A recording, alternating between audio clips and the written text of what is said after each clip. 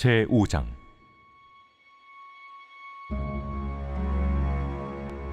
제사장들아, 이를 들으라. 이스라엘 족속들아, 깨달으라. 왕족들아, 귀를 기울이라. 너희에게 심판이 있나니 너희가 미스바에 대하여 올무가 되며 다볼 위에 친 그물이 됨이라. 타역자가 사륙제에 깊이 빠졌음에 내가 그들을 다 벌하노라. 에브라임은 내가 알고 이스라엘은 내게 숨기지 못하나니, 에브라임아, 이제 내가 음행하였고 이스라엘이 더러워졌느니라. 그들의 행위가 그들로 자기 하나님에게 돌아가지 못하게 하나니, 이는 음란한 마음이 그 속에 있어 여호와를 알지 못하는 까닭이라. 이스라엘의 교만이 그 얼굴에 드러난다니, 그 죄악으로 말미암아 이스라엘과 에브라임이 넘어지고 유다도 그들과 함께 넘어지리라. 그들이 양떼와 소떼를 끌고 여호와를 찾으러 갈지라도 만나지 못할 것은 이미 그들에게서 떠나셨습니다. 그들이 여호와께 정조를 지키지 아니하고 사생아를 낳았으니, 그러므로 세 달이 그들과 그 기업을 함께 삼키리로다. 너희가 기브아에서 뿔나팔을 불며 라마에서 나팔을 불며 베다웬에서 외치기를, 베냐민아, 내 뒤를 쫓는다 할지어다. 벌하는 날에 에브라임이 황폐할 것이라. 내가 이스라엘 지파 중에서 반드시 있을 일을 보였노라. 유다 지도자들은 경계표를 옮기는 자 같으니, 내가 나의 진노를 그들에게 물같이 부으리라. 에브라임은 사람의 명령 뒤따르기를 좋아하므로 학대를 받고 재판의 압제를 받는도다. 그러므로 내가 에브라임에게는 좀 같으며 유다 족속에게는 썩이는 것 같도다. 에브라임이 자기의 병을 깨달으며 유다가 자기의 상처를 깨달았고, 에브라임은 아수르로 가서 야렙 왕에게 사람을 보내었으나 그가 능히 너희를 고치지 못하겠고 너희 상처를 낫게 하지 못하리라. 내가 에브라임에게는 사자 같고 유다 족속에게는 젊은 사자 같으니 바로 내가 움켜갈지라. 내가 탈취하여 갈지라도 건져낼 자가 없으리라. 그들이 그 죄를 뉘우치고 내 얼굴을 구하기까지 내가 내 곳으로 돌아가리라. 그들이 고난 받을 때에 나를 간절히 구하리라. 오늘도 하나님의 거룩하신 은혜 가운데에 하루를 출발하는 우리 사랑하는 귀한 성도님들을 축복합니다. 오늘도 우리의 심령 속에 하나님 기뻐하지 아니하시는, 또 주님이 원치 아니하시는 귀한 마음들이 있다면 우리 함께 내려놓고, 오늘도 비어진 마음 속에 거룩하신 하나님의 말씀으로 우리의 생각과 마음과 감정과 영혼이 채워진 은혜가 있기를 주님의 이름으로 축복합니다. 오늘 우리가 아침에 함께 나누게 될 호세아 5장 1절부터 15절까지의 말씀은 제사장들과 이스라엘 족속들 그리고 왕족들을 향한 하나님의 심판의 메시지가 깊숙이 내재되어 있는 말씀임을 우리가 보게 됩니다. 특별히 본질과 변질이라고 하는 측면에서 오늘 본문을 한번 좀 바라보기를 원하는데요.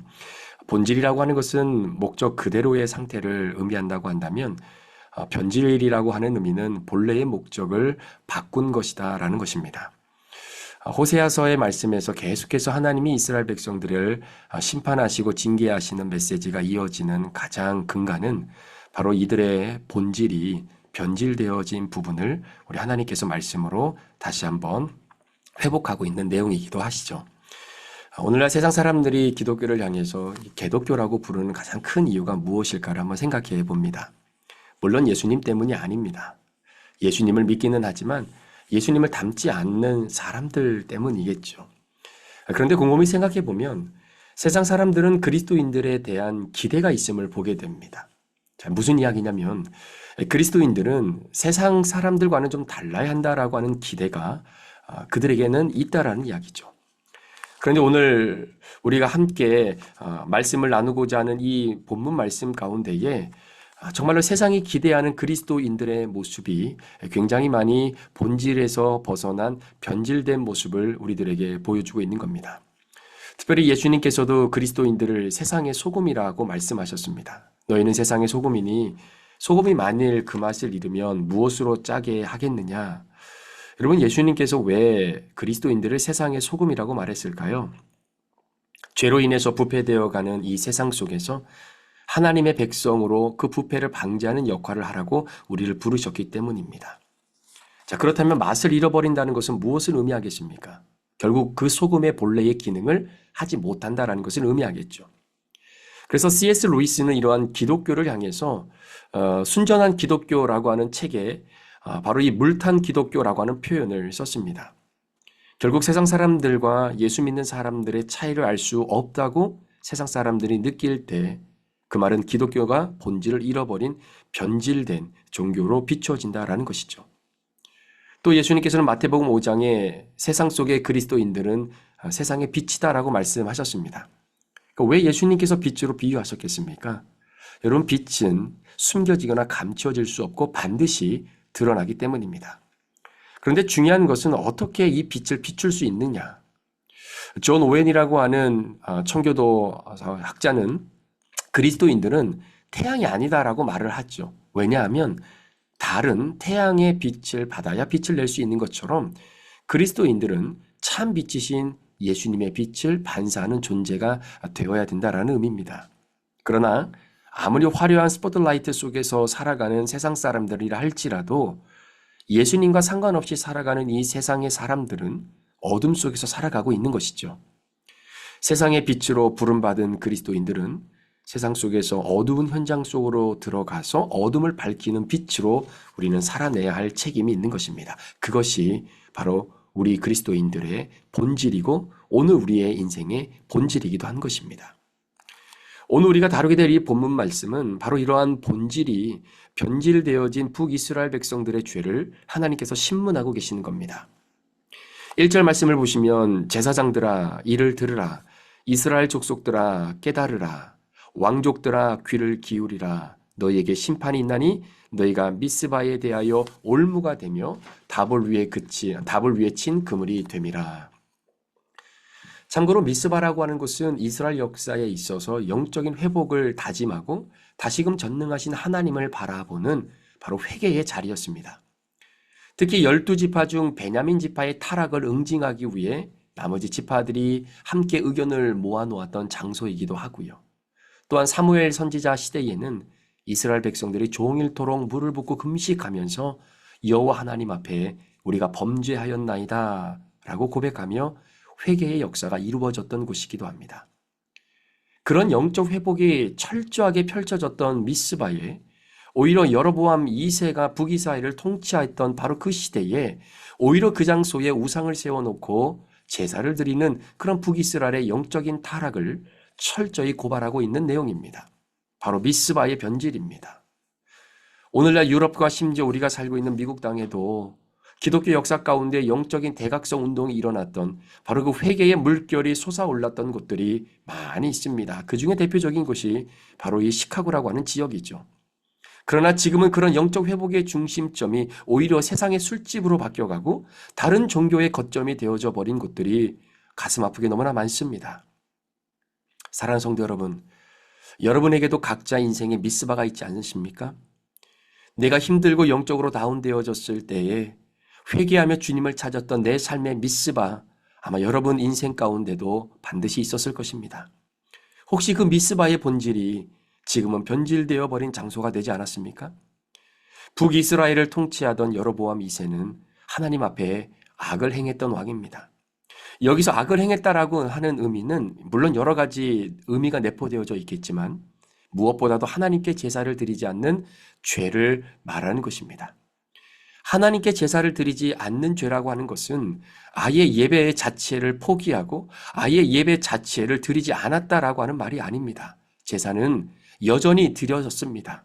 그러나 그 제사가 하나님이 원하시고 세우신 원칙에 따라 율법에 따라 하나님을 높여드리는 제사가 아니었다라는 이야기입니다. 다른 말로 표현하면 내 멋대로 드리는 예배였기 때문입니다.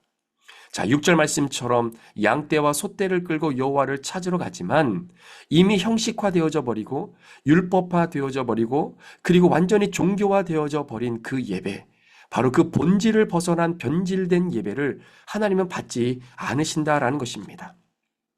우리 사랑하는 성도 여러분, 우리가 2024년도 한 해를 다녀오면서 우리가 온 식구가 큐티하고 온 식구가 가정 예배를 함께 드리고자 했던 이유도 바로 그런 이유입니다. 하나님께서 우리에게 허락하신 소중한 가정이 하나님을 예배하는 미스바가 되기를 소망합니다. 그 미스바가 되어져야 할 귀한 가정, 정말로 자녀들이 하나님을 예배하고 남편과 아내와 모든 식구들이 함께 주님의 말씀을 묵상하는 그 아름다운 장소, 그 미스바, 우리의 연약함을 회개하고 우리가 함께 하나님 앞에 죄를 고백하며 그 죄가 용서되어지는 바로 그 놀라운 주님의 은혜가 다시금 넘쳐나고 회복되어지는 바로 그 미스바의 장소가 우리의 가정이 되어지기를 소망하는 것이죠. 하나님이 그렇게 그 가정을 우리의 미스바의 현장으로 만들어 놓으셨지만 혹시 그 미스바가 변질되어져 가고 있지는 않으십니까? 풍요로움이 극치에 달했던 당시 이스라엘의 지도자들과 백성들은 하나같이 예배의 본질을 망각하게 됩니다. 미스바의 본질을 소중히 여기지 않습니다. 풍요함 속에 하나님을 잊고 살아도 가능하다라고 하는 그 교만한 생각이 이들의 삶을 휘감고 있는 것을 보게 됩니다. 풍요를 제대로 관리하지 못함으로 인해 예배와 미스바의 본질을 변질시킨 이스라엘 백성들을 질타하시는 하나님이 오늘 살아가는 우리에게 동일하게 물어보시는 것입니다.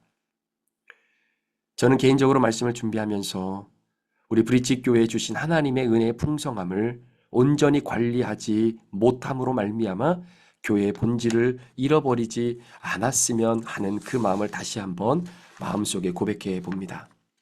교회는 하나님을 예배하는 곳입니다. 풍요로움이 가져오는 영적 혼란의 가장 우선순위가 바로 예배의 형식과 종교화가 되는 것입니다. 저는 말씀을 준비하고 증거하는 사람으로 매 주일 살아계신 하나님의 말씀이 선포되는 이 강단이 변질되지 않기를 다시 한번 기도합니다. 나의 죄를 드러내고 회개하는 그 미스바로서의 강단이 다시금 회복되고 주님 앞에 서는 그 순간까지 변질되지 않기를 기도합니다. 사랑하는 브릿지 가족 여러분, 그렇습니다.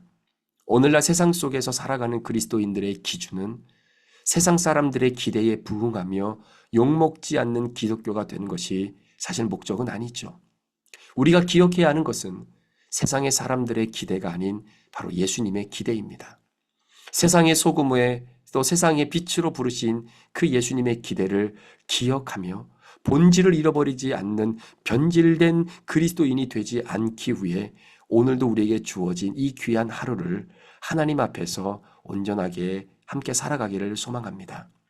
부디 오늘 하루 잃어버린 예배의 자리, 변질된 미스바의 자리가 있다면 다시금 원래의 목적인 그 장소의 본질을 회복하는 소중하고 복된 하루가 되시기를 우리 구주 예수 그리스도의 이름으로 축원합니다.